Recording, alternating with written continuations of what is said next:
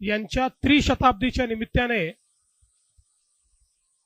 त्यांच्या जन्मस्थानी चोंडीमध्ये मंत्रिमंडळाची बैठक घेण्याचा निर्णय आम्ही घेतला। सन्माननीय राम शिंदे साहेबांनी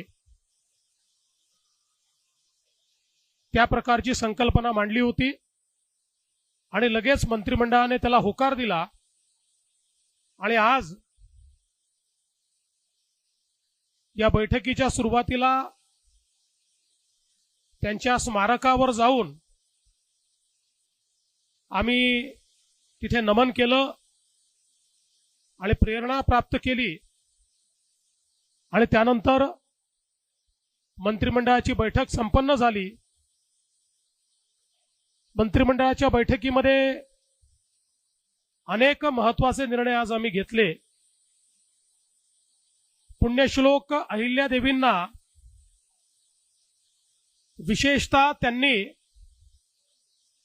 परकीयांच्या आक्रमणामुळे संपूर्ण भारतामध्ये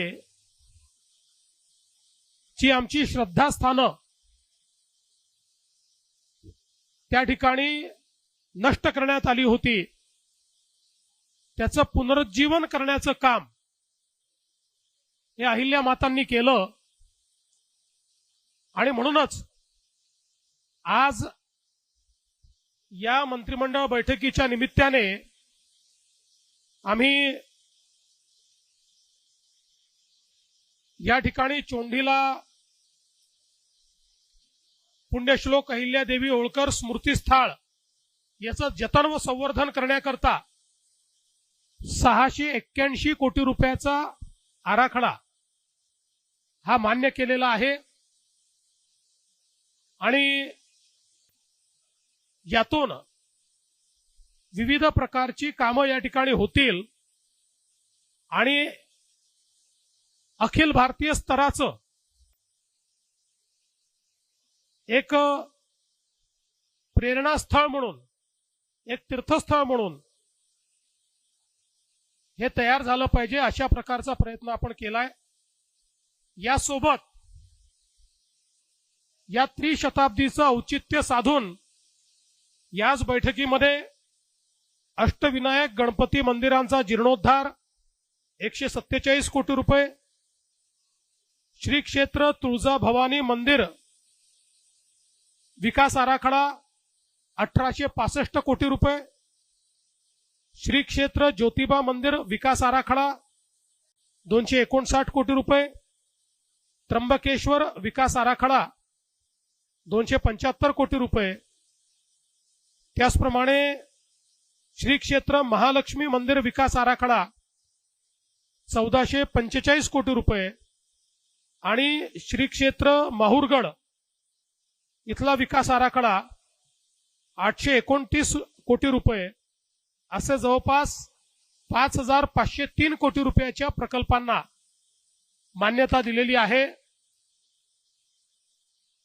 जे कार्य देशामध्ये पुण्यश्लोक अहिल्यादेवींनी केलं तेच कार्य त्यांच्या त्रिशताब्दीच्या निमित्ताने महाराष्ट्रामध्ये करण्याचा प्रयत्न हा राज्य सरकारच्या माध्यमातून आम्ही करतो। यासोबत पुण्यश्लोक अहिल्यादेवींचं जीवन, त्यांचं कार्य याचा परिचय संपूर्ण जगाला झाला पाहिजे या दृष्टीने त्यांच्या जीवनावर बहुभाषिक कमर्शियल चित्रपट हा निर्माण करण्याचा आम्ही निर्णय केलेला आहे। बहुभाषिक याकरता केला, तो मराठी असेल, तो हिंदी असेल, तो अजून इतरही भाषांमध्ये असेल, कारण त्यांचं कार्य हे कानाकोपऱ्यात पोचलं पाहिजे आणि अतिशय अद्ययावत तंत्रज्ञान वापरून हा सिनेमा तयार करण्यात येणार आहे, जेणेकरून त्यातनं केवळ तो जीवनपट नसेल तर त्यातनं त्यांच्या कार्याचं प्रभावीपणे मांडणी हे आपण करण्याचा प्रयत्न करणार आहोत। या निमित्ताने अहिल्यानगर जिल्ह्यामध्ये आपल्याला कल्पना आहे, मागच्या काळात प्रत्येक जिल्हा तिथे मेडिकल कॉलेज अशा प्रकारची आपण घोषणा केली. फक्त अहिल्यानगर जिल्हा राहिला होता की जिथे शासकीय मेडिकल कॉलेज नाही. बाकी सगळ्या जिल्ह्यांमध्ये आपण शासकीय मेडिकल कॉलेज तयार केले. गेल्या 2.5 वर्षात तर 10 मेडिकल कॉलेजेस नवीन आपण तयार केले. आणि आता आजच्या बैठकीमध्ये अहिल्यानगरला देखील शासकीय वैद्यकीय महाविद्यालय, ज्याचं नाव पुण्यश्लोक अहिल्यादेवी होळकर शासकीय वैद्यकीय महाविद्यालय असेल, अशा प्रकारचं वैद्यकीय महाविद्यालय स्थापन करण्याचा निर्णय करण्यात आलेला आहे. त्यासोबत अहिल्यानगरमध्ये खास मुलींकरता ITI, स्वतंत्र ITI मुलींचं हे देखील तयार करण्याचा निर्णय हा करण्यात आलेला आहे. आज एक नवीन महिला सक्षमीकरणाकरता आदिशक्ती अभियान राबवण्याचं आपण ठरवलेलं आहे. आणि राज्यातील महिलांच्या आर्थिक, सामाजिक, शैक्षणिक आणि आरोग्यविषयक समस्यांबाबत समाजामध्ये संवेदनशीलता निर्माण करणे आणि या अभियानाच्या माध्यमातून मोठ्या प्रमाणात जागृती करणे हा आपला प्रयत्न असेल. आणि यासोबतच या क्षेत्रात काम करणाऱ्या महिला आणि महिला केंद्रित NGO यांना आदिशक्ती पुरस्कार हा प्रदान करण्याचा निर्णय आपण घेतलेला आहे. यासोबत मागच्या काळामध्ये आपण निर्णय केला होता की धनगर समाजातील विद्यार्थ्यांना इंग्रजी माध्यमाच्या नामांकित शाळांमध्ये प्रवेश द्यायचा. आता या योजनेच्या अंतर्गत या योजनेला आता आपण यशवंत विद्यार्थी योजना असं नाव दिलेलं आहे. आणि 10,000 विद्यार्थी आता आपण नामांकित शाळांमध्ये शिकवणार आहोत. आपण आतापर्यंत 4-4.5 हजार विद्यार्थी दरवर्षी शिकवायचो. 10,000 विद्यार्थी शिकवण्याचा आपण निर्णय केलेला आहे. धनगर समाजातील मॅट्रिकोत्तर शिक्षण घेणारे गुणवत्ताधारक जे विद्यार्थी आहेत यांच्याकरता आपण निर्णय केलाय की प्रत्येक विभाग स्तरावर पुण्यश्लोक अहिल्यादेवी होळकर वसतिगृह योजना ही आपण सुरू करतो आहोत. मागच्या काळात आपण एक वसतिगृह योजना सुरू केली होती. त्यात नाशिकला काम देखील सुरू केलं, पण मध्यंतरी ती योजना थोडी मागे पडली होती. पण आता ही नव्याने आम्ही पुन्हा रिलॉन्च करतोय पुण्यश्लोक अहिल्यादेवींच्या नावाने. आणि आता तात्काळ आपण पुणे आणि नागपूर या 2 ठिकाणच्या हॉस्टेलचं काम करतोय. आणि इतर ठिकाणच्या जागाही लवकरच फायनल करून सर्व विभाग स्तरावर एक हॉस्टेल मुलींचं आणि एक हॉस्टेल मुलांचं धनगर समाजाकरता या ठिकाणी तयार करण्याचा आपला मानस आहे. एक अजून चांगला निर्णय मंत्रिमंडळाने घेतलाय. पुण्यश्लोक अहिल्यादेवी होळकर यांनी उभारलेल्या घाट, विहिरी आणि पाणी वाटप प्रणालीचं सर्वेक्षण करून त्याच्या जतनाकरता विशेष कार्यक्रम एक आपण हातामध्ये घेतलाय जलसंधारण विभागाच्या माध्यमातून.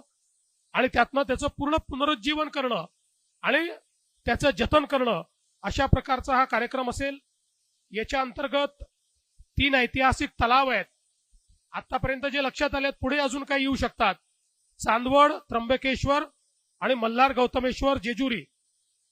त्यानंतर 19 विहिरी राज्यामध्ये, 6 घाट, 6 कुंड, 34 जलाशय, असं वेगवेगळ्या गोष्टींचं काम हे या संवर्धनाच्या माध्यमातून या ठिकाणी करण्यात येणार आहे. यासोबत अहिल्यानगर जिल्ह्यातल्या राहुरीमध्ये एक दिवाणी न्यायालय हे स्थापित करण्याकरता आपण त्या ठिकाणी दिवाणी न्यायालय वरिष्ठ स्तर याला देखील मान्यता दिलेली आहे. आणि आजच्या बैठकीमध्ये आपण नाशिक आणि त्र्यंबकेश्वरला जो कुंभमेळा होतो त्या कुंभमेळ्याचं संचालन करण्याकरता कुंभमेला प्राधिकरणाचा कायदा हा मंजूर केलेला आहे. जसं प्रयागराजला कायदा करून सगळे अधिकार कुंभमेळ्याचे प्राधिकरणाला देण्यात आले, त्याच धर्तीवर हा कायदा आपण या ठिकाणी मंजूर केलेला आहे. यासोबत आपण आज अहिल्यादेवींच्या या त्रिशताब्दीच्या निमित्ताने एक लोगो हा देखील प्रकाशित केलेला आहे, जो सगळ्या पूर्ण वर्षभर सगळीकडे तो वापरण्यात येईल. एक डाक तिकीट देखील आज जारी करण्यात आलेलं आहे. त्यांच्यावर एक डाक तिकीट जारी करण्यात आलेलं आहे आणि एक प्रेरणा गीत देखील आज या ठिकाणी आपण जारी केलेलं आहे. मला असं वाटतं की ज्या प्रकारे या देशामध्ये पुण्यश्लोक अहिल्यादेवींनी एक प्रकारे सांस्कृतिक पुनरुत्थानाचं काम केलं आणि ज्या समाजाला आपल्या संस्कृतीचा, आपल्या धर्माचा नाव घ्यायची चोरी झाली होती किंवा एक प्रकारे भीती होती, त्या विचारांना, त्या धर्माला, त्या संस्कृतीला पुनर्स्थापित करण्याचं काम या अहिल्यादेवींनी केलं. आणि म्हणूनच आम्ही हा निर्णय केला की त्यांच्या त्रिशताब्दीच्या निमित्ताने चोंडीमध्ये त्यांच्या जन्मगावी ही बैठक झाली पाहिजे. आणि अनेक महत्वाचे निर्णय जे मी आपल्याला सांगितले आपण घेतले आहेत. केवळ एका बैठकीत निर्णय करून आम्ही थांबणार नाही आहोत.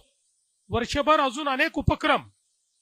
मगाशी शिंदे साहेबांनी कॅबिनेटमध्ये मंत्रिमंडळ बैठकीत त्या ठिकाणी विषय मांडला की आपल्या करिक्युलम मध्ये आपण जे मुलांना शिकवतो त्याच्यामध्ये अहिल्यादेवींचा धडा तर आहे, पण तो अधिक प्रभावीपणे त्यांनी केलेल्या कामाच्या पद्धतीनं कसा आपल्याला शिकवता येईल अशा प्रकारचे बदल त्यात केले पाहिजेत. अनेक सूचना या ठिकाणी आलेल्या आहेत. त्यानुसार आज आम्ही ही बैठक पार पाडलेली आहे. या निमित्ताने मी शिंदे साहेबांना विनंती करतो की शिंदे साहेबांनी आपल्याला संबोधित करावं.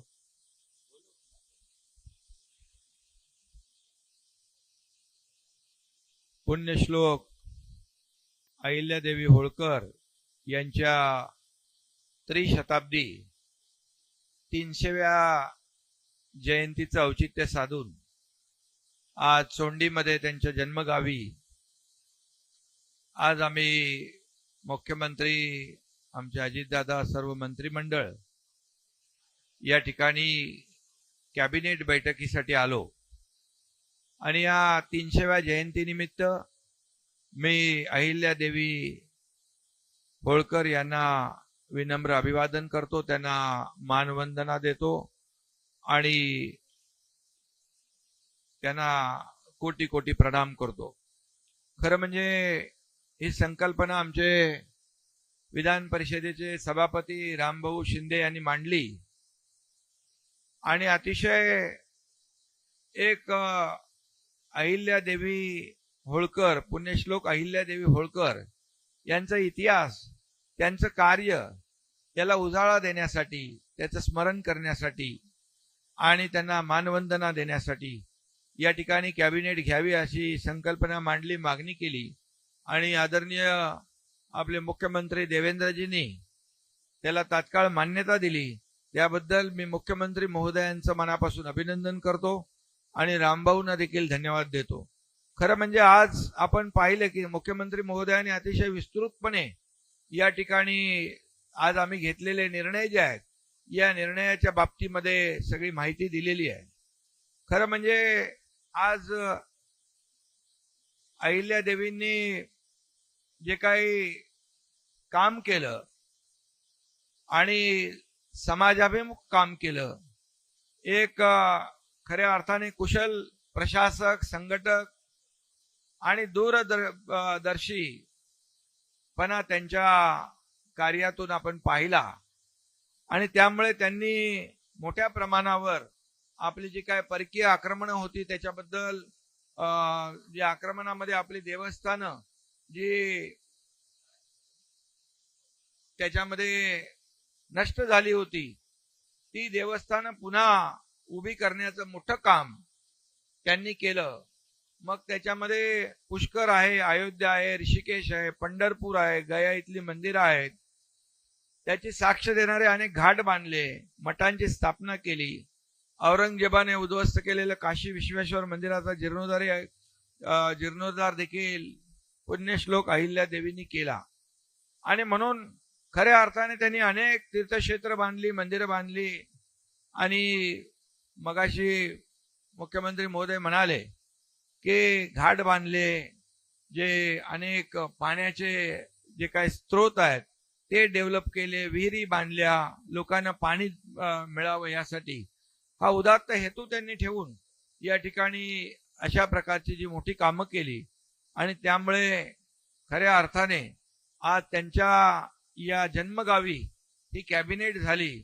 आणि त्यामध्ये त्यांचा जो उद्देश होता की यामध्ये देवस्थानांचं पुनर्जीवन, जीर्णोद्धार, आणि यासाठी आमच्या मंत्रिमंडळाने आज जे काही पुण्यश्लोक अहिल्यादेवी होळकरांचं स्मृतीस्थळाचं जतन, संवर्धन, आणि मग बाकी तर आपल्याला मुख्यमंत्री महोदयांनी ते देवस्थान अष्टविनायक आहे, तुळजाभवानी आहे, ज्योतिबा मंदिर आहे, त्र्यंबकेश्वर, महालक्ष्मी, माहूरगड, या सगळ्याच देवस्थानांसाठी त्याचं जतन आणि संवर्धन करण्यासाठी तब्बल 5,500 कोटींचा या ठिकाणी त्याची तरतुदाई केली. आणि त्याप्रमाणे त्याचा विकास आराखडा आणि सगळ्या गोष्टीला मान्यता दिली. आणि त्याचबरोबर पुण्यश्लोक अहिल्यादेवी होळकर यांच्या त्रिशताब्दी जयंती निमित्त लोककल्याणकारी निर्णय घेण्यासाठी ऐतिहासिक जलसंपत्तीचं जतन करण्याचा देखील आपण निर्णय घेतला जलसंधारण विभागाच्या माध्यमातून.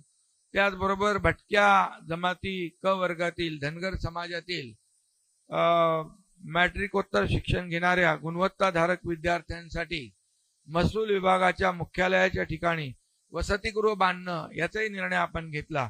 आणि या निर्णय हा अगोदर निर्णय झाला, पण याला आपण नाव दिलं योजनेला पुण्यश्लोक अहिल्यादेवी होळकर वसतिगृह. आणि त्यामुळे त्याचबरोबर मगाशी मुख्यमंत्री म्हणाले इंग्रजी माध्यमाच्या शाळा ज्या आहेत या धनगर समाजाच्या मुलांना चांगलं शिक्षण घेता यावं, नामांकित शाळांमध्ये त्यांना प्रवेश घेता यावा, त्यांचा शैक्षणिक दर्जा उंचावला जावा, यासाठी त्या जी काही योजना आहे त्या योजनेचं नाव देखील राजे यशवंतराव होळकर असं या ठिकाणी देण्याचा निर्णय इंग्रजी माध्यम निवासी शिक्षण योजना असं दिलं. आणि याचा परिपाक म्हणजे आता झालेल्या केंद्रीय लोकसेवा आयोगाच्या परीक्षेत कोल्हापूर जिल्ह्यातल्या कागल येथे एक मेंढपाळाचा मुलगा आपला बिरुदेव ढोणे हा रँक 551 क्रमांकाने उत्तीर्ण झाला. हा देखील रामभाऊ आपल्याला सगळ्यांना अभिमान आहे. आणि म्हणून यासाठी आपण जे काही त्यांचं कार्य पुण्यश्लोक अहिल्यादेवींचं आहे त्याचं स्मरण करणं, ते पुढच्या पिढीपर्यंत पोहोचवणं, हा इतिहास आपण तरुण पिढीला ऊर्जा आणि प्रेरणा देणारा ठरावा, यासाठी आजची कॅबिनेट खूप महत्वाची होती. मेडिकल कॉलेजचा देखील आपण निर्णय या ठिकाणी घेतला. अहिल्यादेवींवर बहुभाषिक चित्रपटाच्या बाबतीमध्ये सांगितलं की बहुभाषिक चित्रपटाच्या माध्यमातून संपूर्ण देशभरात त्यांचं काम होतं. आणि म्हणून सगळ्यांनाच त्यांचा इतिहास कळावा, त्यांच्या कार्याची महती कळावी, आणि तरुण पिढी, नवीन पिढी, मुलांना, विद्यार्थ्यांना सगळ्यांनाच एक त्यांचे जे काही कार्य आहे त्याचं स्मरण आणि जतन करता यावं, यासाठी हा निर्णय देखील घेतला. त्यामध्ये मी देखील सूचना केली, आपला शालेय विद्यापीठ अभ्यास आहे त्यामध्ये देखील यांचा पुण्यश्लोक अहिल्यादेवींचा धडा आहे, पण तो एकदम विस्तृतपणे पूर्ण त्यांनी काय काय केलंय हे शेवटच्या घटकापर्यंत जाणं आवश्यक आहे. आणि शालेय शिक्षण विभागाने देखील शालेय अभ्यासक्रमामध्ये विस्तृतपणे त्यांचा इतिहास या ठिकाणी घ्यावा अभ्यासक्रमामध्ये, आणि संपूर्ण जगाला त्यांचा इतिहास कळावा.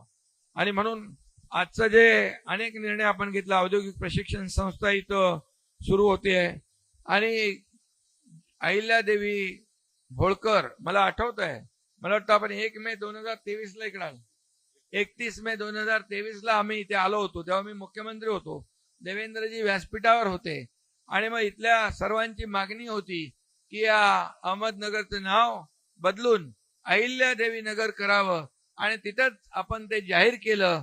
आणि मला समाधान आहे आपण अवघ्या किती 16 महिन्यामध्ये केंद्राने देखील देवेंद्रजींनी देखील तिकडे पाठपुरावा केला आणि केंद्राने देखील अवघ्या 7 महिन्यात त्याला मान्यता दिली आणि आज आपण पुण्यश्लोक अहिल्यादेवी नगर असं अधिकृतपणे या ठिकाणी तो निर्णय घेतला. जसा धर्मवीर संभाजीनगर आणि धाराशिव आपण निर्णय घेतला, हे देखील एक ऐतिहासिक निर्णय आहे आणि म्हणून या माध्यमातून समाजाची जी भावना आहे ही भावना आपली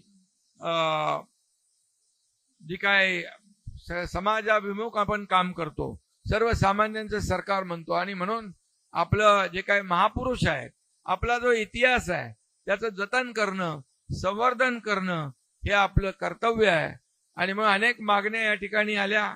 त्यामध्ये मी मगाशी मुख्यमंत्री महोदयांना देखील सांगितलं की जसं ग्रामीण भागात पुण्यश्लोक अहिल्यादेवी होळकर यांच्या नावाचं सांस्कृतिक केंद्र आहे, तसं नगर विकास विभागाच्या माध्यमातून देखील शहरामध्ये महापालिका नगरपालिकांमध्ये त्यांच्या नावाचं पुण्यश्लोक अहिल्यादेवी होळकर सांस्कृतिक केंद्र, म्हणजे त्या ठिकाणी त्या मुलांमध्ये अभ्यासिका असेल किंवा त्यांचा इतिहास असेल, त्या सगळ्या ज्या काही जतन करण्याच्या गोष्टी आहेत त्या देखील आपल्याला तिथं करता येतील. आणि म्हणून आजची कॅबिनेट जी आहे, मंत्रिमंडळ बैठक, अतिशय रामभाऊ तुम्ही या ठिकाणी विनंती केली आणि मुख्यमंत्री महोदयांनी त्याला मान्यता दिल्यामुळे खऱ्या अर्थाने त्रिशताब्दी वर्षाचे औचित्य साधून 300व्या जयंती उत्सवामध्ये अनेक कामं विकासाची, म्हणजे थेट ते जनतेला त्याचा फायदा होणार आहे. पण अहिल्यादेवींचं स्मरण, जतन, त्यांची प्रेरणा, त्यांची ऊर्जा आपल्याला प्रत्येकाला मिळत राहील. यामुळे सर्व पत्रकारांना देखील आज मी या जयंतीनिमित्त शुभेच्छा देतो. आपल्या सगळ्या पत्रकार मित्रांचं स्वागत. पुण्यश्लोक अहिल्यादेवी होळकरांच्या ह्या 300व्या महोत्सवाच्या निमित्तानं, जयंतीच्या निमित्तानं जो काही कार्यक्रम राज्य सरकारने हातामध्ये घेतलाय तो राज्याच्या मुख्यमंत्र्यांनी, उपमुख्यमंत्र्यांनी दोघांनी सांगितलेला आहे. अख्खं मंत्रिमंडळ त्या मताशीच आहे, तीच आमची भूमिका आहे. धन्यवाद. एक अजून महत्वाची गोष्ट आहे की आपल्याला माहिती आहे की राज्यामध्ये आपण 100 दिवसाचा कार्यक्रम राबवला होता. मला सांगताना आनंद वाटतो की याच्यामध्ये 2 गोष्टी होत्या. एक कार्यालयीन सुधारणा होत्या आणि दुसरा धोरणात्मक बाबींचा कार्यक्रम होता.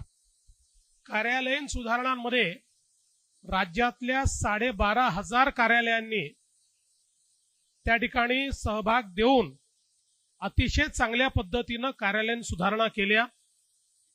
त्या सर्व कार्यालयांचं मी अभिनंदन करतो.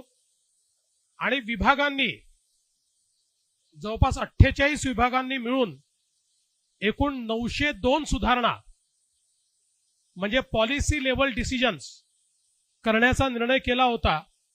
त्यापैकी 706 पूर्ण झाले.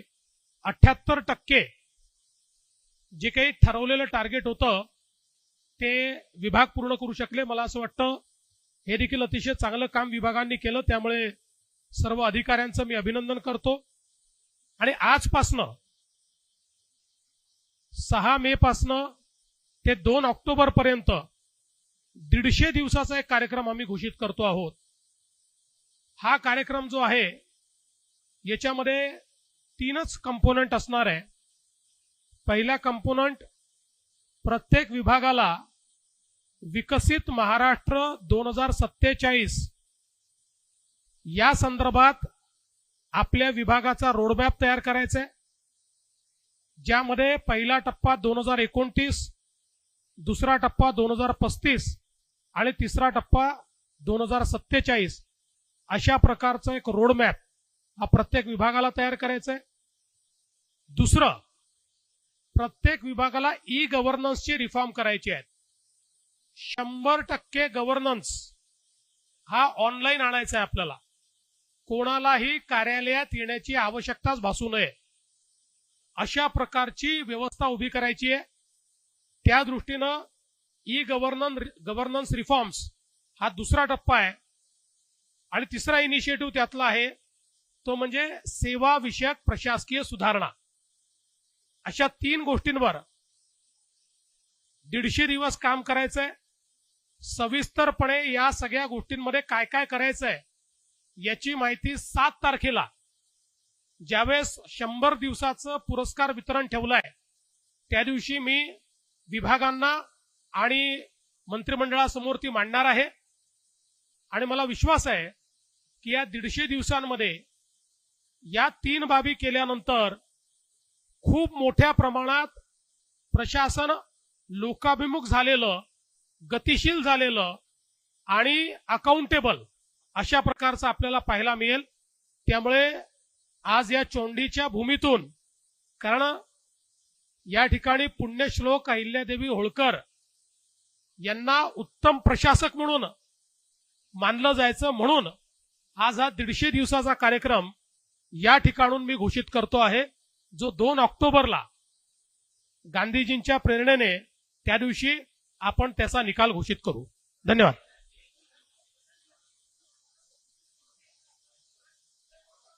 एक एक करून विचारा, काहीच ऐकू येत नाही.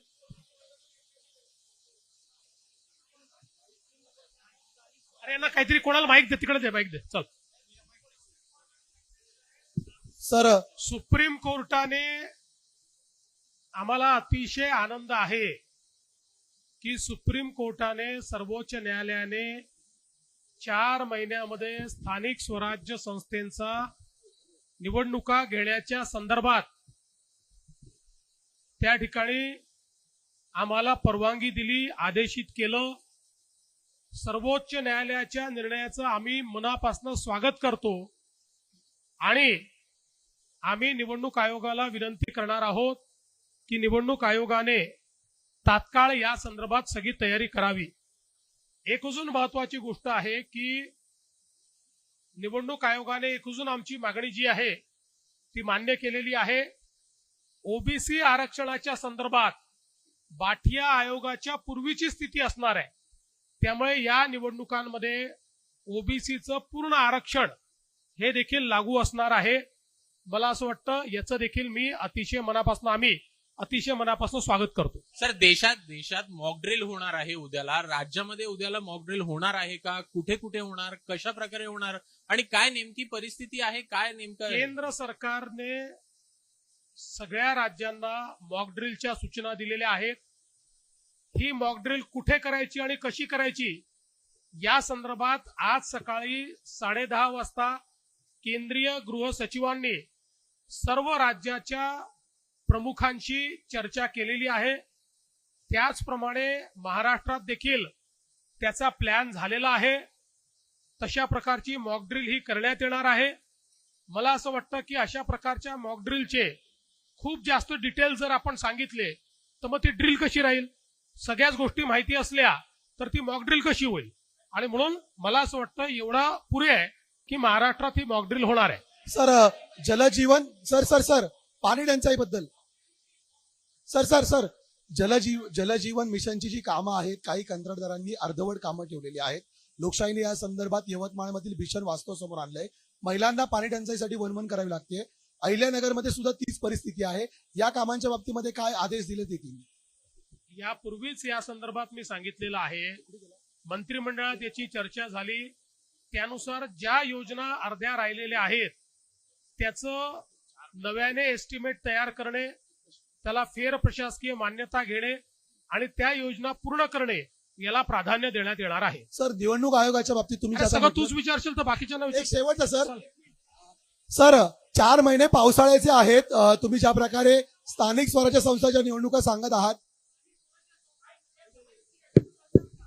स्थानिक स्वराज्य संस्थेच्या निवडणुकीत महायुती एकत्रित असेल.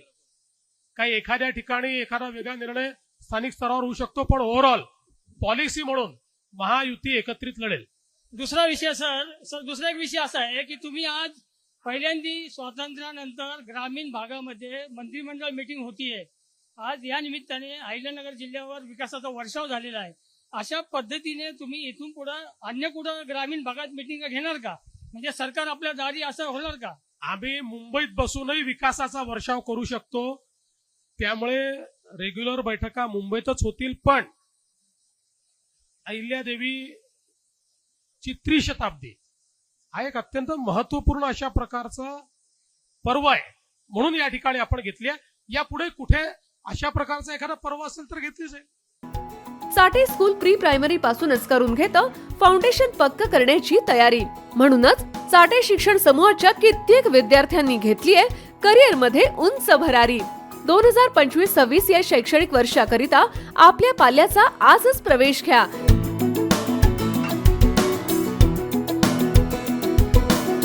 प्रवेशासाठी पत्ता Shri park society, Balaji hospital समोर, खराडी बायपास, पुणे 14. संपर्क क्रमांक 9372619453 किंवा 9372619483 किंवा 9372619484. फाउंडेशन उत्तम, प्रगती सर्वोत्तम. साठे फाउंडेशन, नो टेन्शन.